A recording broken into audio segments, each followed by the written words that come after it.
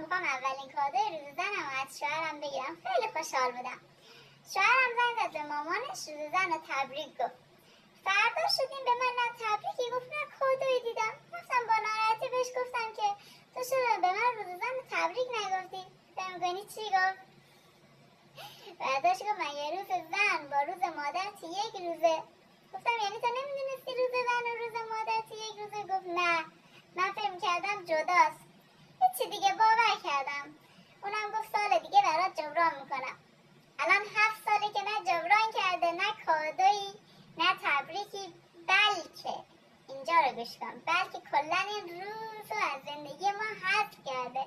یعنی روز زنی وجود نداره. ما که ندیدیم. خواستم بگم گول نخوریم. اگه همون سال اول ازش کادو گرفتی که گرفتی، اگه نه تا آخر مثل من بدبخت میشی.